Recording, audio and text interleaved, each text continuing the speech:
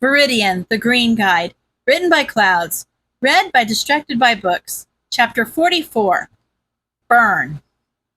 Izuku was used to heat. He'd gotten burned by Kacchan's quirk often enough that burns were about as common for him as stubbed toes or scraped knees for other kids. But still, Izuku couldn't ever remember more heat in his life than there was at the moment that Endeavor's attack hit the alcohol on the ground and the entire room practically exploded. Izuku desperately shoved himself away from the berserker and sprinted as hard as he could to get away, but even with all his practice outrunning heroes these past few months, he still wasn't fast enough. He'd screamed more in fear than pain as the flames finally caught on the alcohol that had soaked into his clothes during the fight. This was what he'd been hoping for, wasn't it? He was finally going to die. His mother wouldn't have to deal with having a quirkless kid. Kacchan wouldn't have to deal with Izuku following him around. Eraserhead wouldn't have to worry about him getting too involved in dangerous cases. Kaminari wouldn't have to pretend to be his friend. This was exactly what he'd been trying to do. Right? The thoughts raced through his head within a fraction of a second, going through every emotion possible until they landed, finally, on determination. No!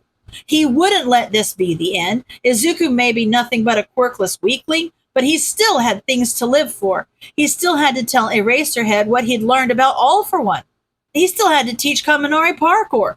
He still had to finish his classes so his mom's love and acceptance wouldn't go to waste. He still had to watch Kacchan become the best hero. Izuku wasn't willing to die yet. Izuku hadn't been to that many birthday parties in his life. He'd only been 4 when the kids at school stopped talking to him, and he obviously didn't remember anything from the birthdays he'd had as a baby. There was a vague memory, however, from one of Kacchan's parties that Auntie Mitsuki had insisted he be invited to when they were 6. Uncle Masaru had lit the candles, and then Auntie Mitsuki had amazed them all by running her fingers straight through the flames. She'd laughed when they'd asked if it had something to do with her quirk before explaining that as long as she was fast enough, she wouldn't get burned.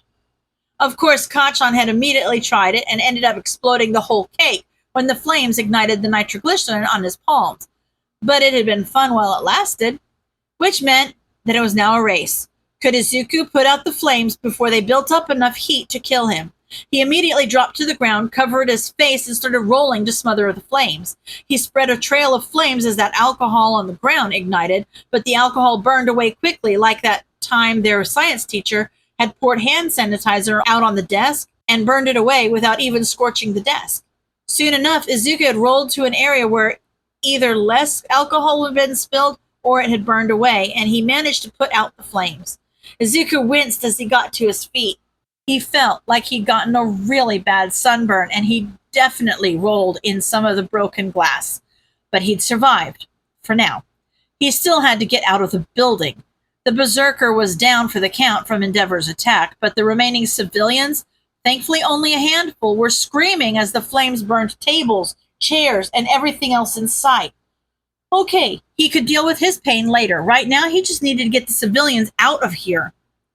Fire extinguisher, maybe in the back? Izuku searched as best he could, grateful that his goggles were somehow still intact and protecting his eyes from the smoke.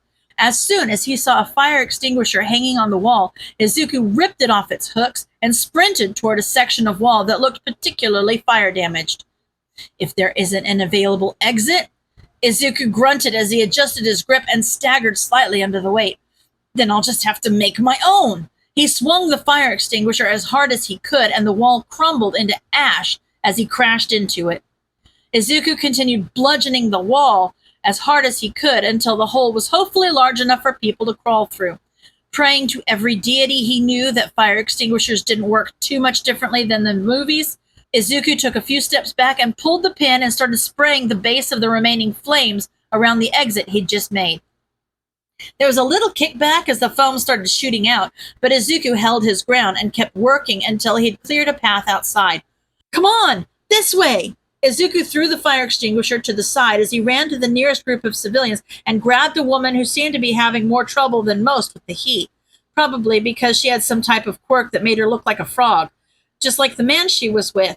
How did that affect diet? No, wait, no, bad, Izuku. Fire now, cool quirks later. He dragged the woman along with him until they got out into the cool air, and he handed her off to her date so he could run back inside to help the last of the civilians out, only to stop in his tracks when he saw Endeavor and Amplifier leaving the building with a final group of stragglers. Amplifier used her quirk to yell to the paramedics and firefighters who were just arriving, "Evacuate the area! The building's about to come down!" Izuku considered running back inside anyway, but then he jumped a foot in the air as a loud crash echoed over the street and the roof of the bar collapsed under its own weight, making him extremely grateful that he'd gotten out of there when he had. Wait, what if there were still people inside? He forced himself to take a deep breath in a poor attempt to stop the guilt and self-doubt that was rapidly trying to choke him. He'd gotten the heroes and done all he could. So now he could only hope that it had been enough and take care of his own injuries. "What were you thinking?" Amplifier yelled at Endeavor, though she was apparently trying to keep her quirk from carrying her voice because there were still civilians around, in addition to the reporters and other media personnel that were just starting to arrive. "That attack was too risky. Were you trying to kill Viridian too?" The expression of contempt on Endeavor's face made Izuku freeze in terror. Unlike most of the heroes that Izuku had come across, Endeavor would probably treat him the same as he would a villain, and considering that Izuku couldn't see the berserker anywhere, well, Izuku didn't want to think about what could have happened right now. "Why should I care what happens to an attention-seeking hooligan like that? From my perspective, I saw two villains fighting, and I took care of it, just like I was supposed to do as a hero." Endeavor huffed and glared coolly down his nose at Amplifier. "It's not my fault that you can't be bothered to do your job and instead let vigilantes run around unchecked." Okay, so he was definitely not letting Endeavor see him again tonight. The heroes knew how to do rescue operations better than he did anyway, and Eraser and some of the others should be on their way, so he'd just have to trust them to save everyone they could. Decision made, Izuku hissed in pain and ducked into an alley to take stock of all the damage he'd taken as the adrenaline gradually started to ebb away.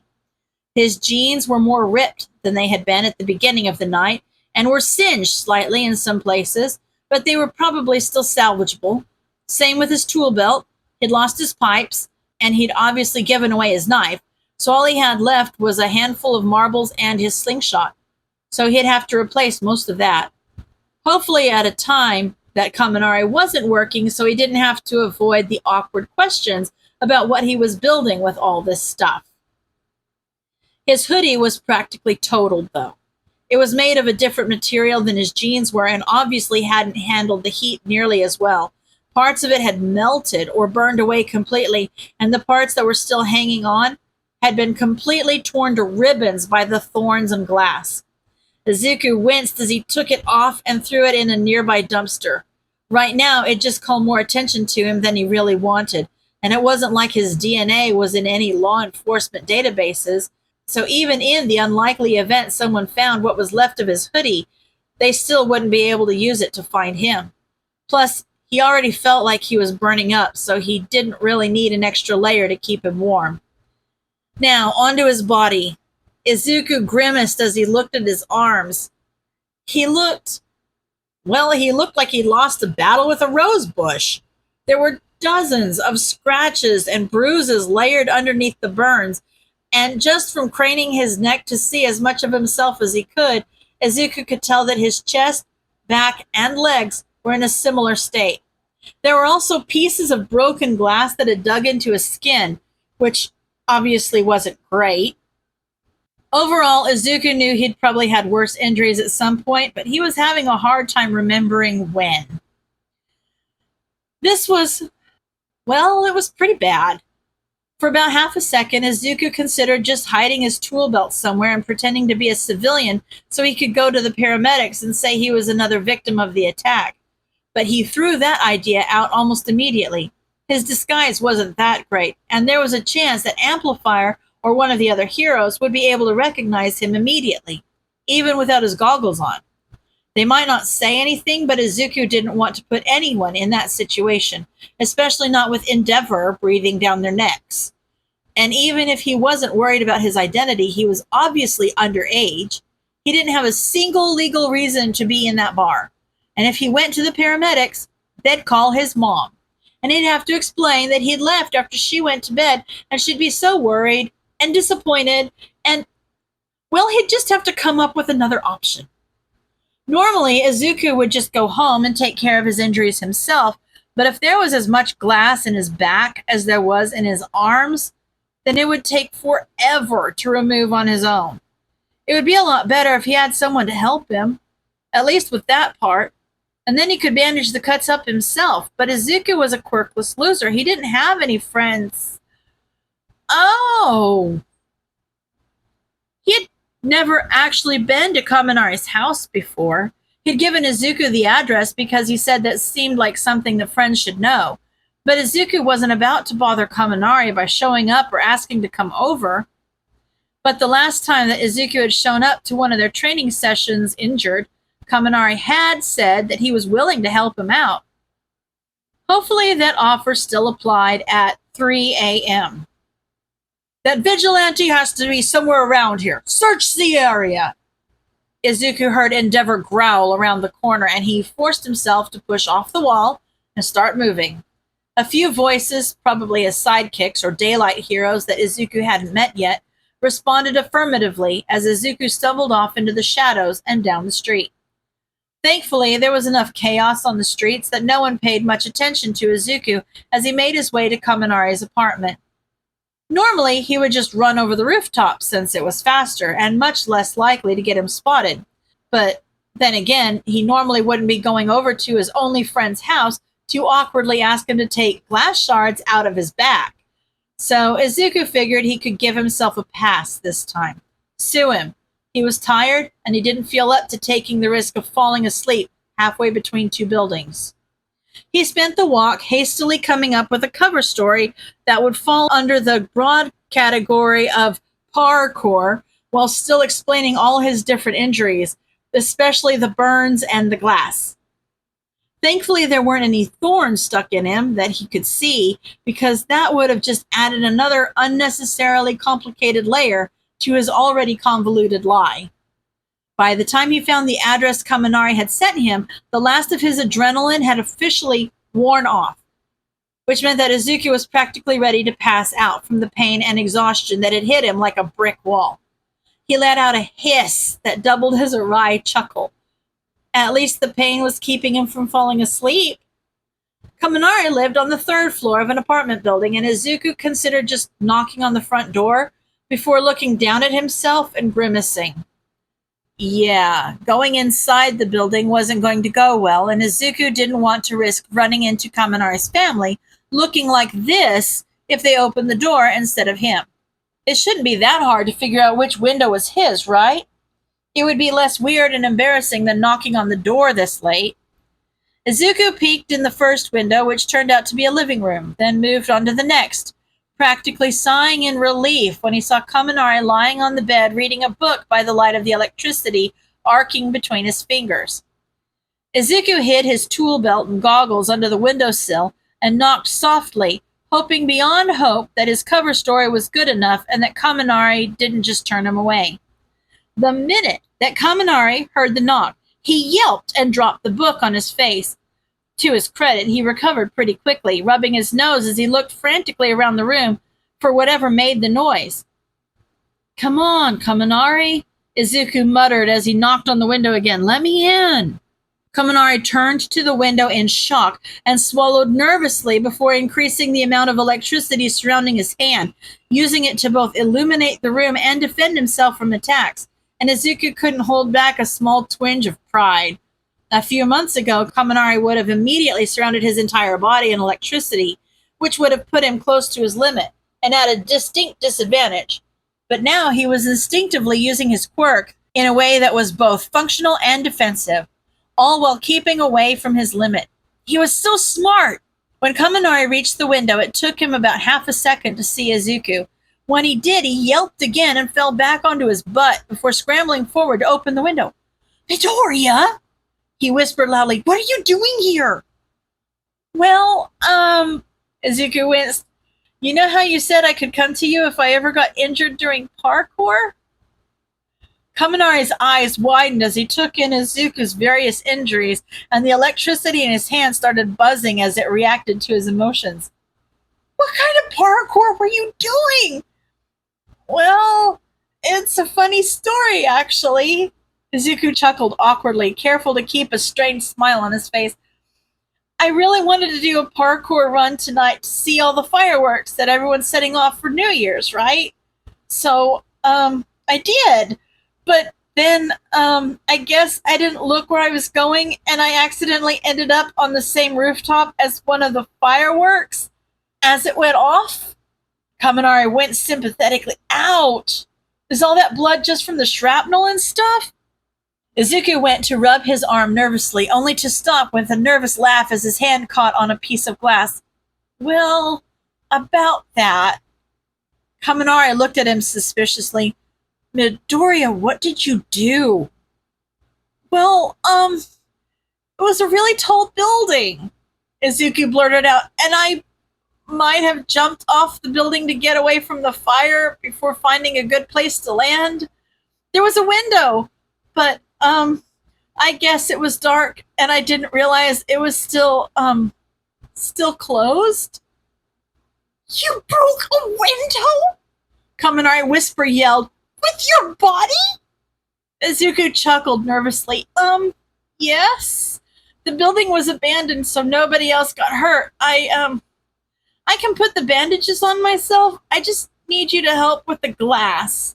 Unless you don't want to. You don't have to. And I know I probably shouldn't have come, but Mom doesn't know I snuck out. So I can't really tell her. And shut up, Izuku. Kaminari walked over to the door to turned on the light.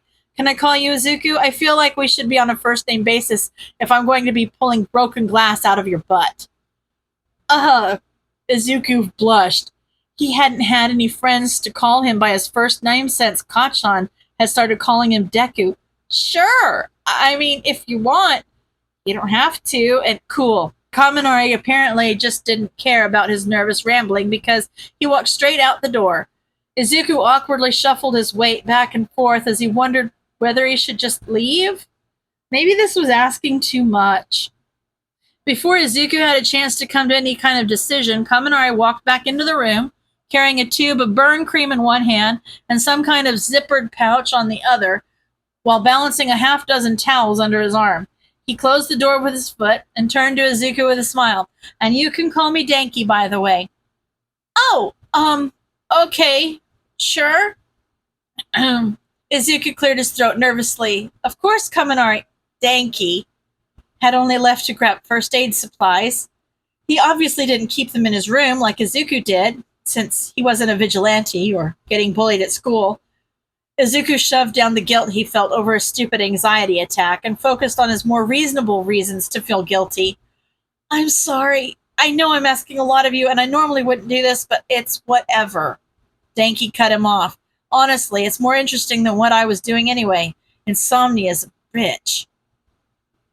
Izuku laughed. Yeah, I wish I couldn't agree from experience, but considering how late it is, mood? Denki snorted and started laying out the towels on the floor. Yeah, mood. I hope it's okay we do this on the floor. I don't want to end up with glass, well, anywhere if I can help it. Yeah, of course. Izuku took a towel and laid it out beside one that Kaminari had just set out. And, the blood too, probably. Sorry, I can wash these if you don't want your parents asking any weird questions. Denki shrugged. Honestly, that'd be great. Not that they'd really be surprised. I think they're just too used to my weirdness, so they just expect me to be, well, illogical rather than normal, but still. Did you want to start with your butt first? That way you can... Denki trailed off and started grabbing things from the first aid kit and setting them on one of the towels as Izuku watched uncomfortably.